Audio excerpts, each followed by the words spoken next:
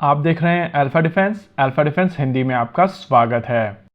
आज के इस वीडियो में हम लोग बात करने वाले हैं डीआरडीओ के एक टेस्ट के बारे में जो भारतीय सेनाओं की डायरेक्टेड एनर्जी कैपेबिलिटी को सिग्निफिकेंटली बढ़ाएगी। आज डीआरडीओ की लैब चेस की तरफ से एक 30 किलोवाट की लेजर वेपन सिस्टम को टेस्ट किया गया था और ये कोई लैब टेस्टिंग नहीं थी, ये फील्ड डेमोन्स्ट्रेशन टेस्ट था, यानी कि प्रैक्टिकल सिनेरियो में प्रैक्टिकल टेस्ट किया गया है। इस सिस्टम को डीआरडीओ की तरफ से नाम दिया गया है सहस्त्र शक्ति।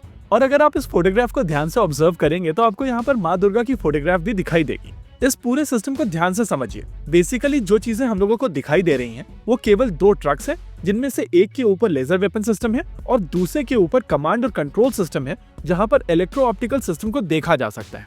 ये दोनों ही vehicles high mobility 4x4 vehicles हैं, यानी कि कॉम्पैक्ट मोबिलिटी व्हीकल्स के ऊपर ये सिस्टम्स माउंट किए गए हैं। और सबसे इंटरेस्टिंग चीज ये है कि इलेक्ट्रो ऑप्टिकल सिस्टम तो एक ही है, लेकिन इस कमांड एंड कंट्रोल सिस्टम के साथ में कई सारी बीम कंट्रोल यूनिट्स साथ में मिलकर काम कर सकती है।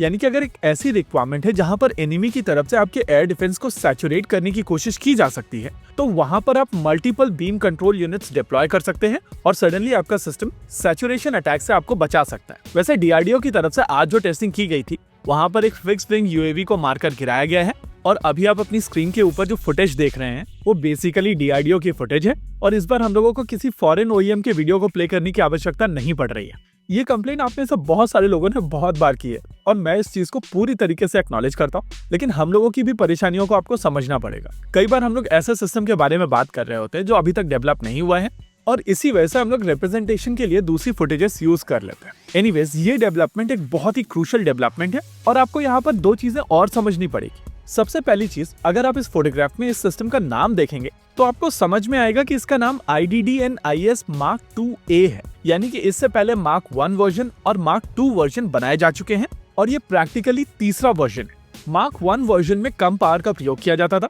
और Mark 2 में लगभग सेम पावर का प्रयोग किया गया है, लेकिन Mark 2A को ज्यादा कॉम्पैक्ट बनाया गया। अभी आप अपनी स्क्रीन के ऊपर जो 2 सिस्टम देख रहे हैं, बेसिकली ये सिस्टम इतना ही है और ये दोनों यूनिट्स 4x4 व्हीकल के ऊपर माउंट की गई। लेकिन जैसा कि वीडियो के स्टार्ट में हम लोगों ने आपको बताया था कि इस सिस्टम में मल्टीपल बीम कंट्रोल यूनिट्स का प्रयोग किया जा सकता है, उसके चलते आप अपनी रिक्वायरमेंट के हिसाब से जैसा चाहे वैसा मॉडिफिकेशन कर सकते हैं। वैसे अगर इस सिस्टम के काम करने के मैकेनिज्म की बात की जाए तो इसका इलेक्ट्रो ऑप्टिकल सिस्टम आ रहे टारगेट्स को डिटेक्ट करता है और उसके बाद बीम कंट्रोल यूनिट एक डायरेक्टेड एनर्जी लेजर को इस टारगेट के ऊपर फोकस कर देती है। कुछ ही समय में ये टारगेट इस डायरेक्टेड एनर्जी की वजह से जल जाता है और अपने टारगेट तक नहीं पहुंच पाता है। इंटरेस्टिंग चीज ये है कि जमीन तक आते आते ये सिस्टम पूरी तरीके से जल चुका होता है और इसी वजह से इस तरीके के इंटरसेप्शन के साथ में कोलैटरल डैमेज काफी कम हो जाता है।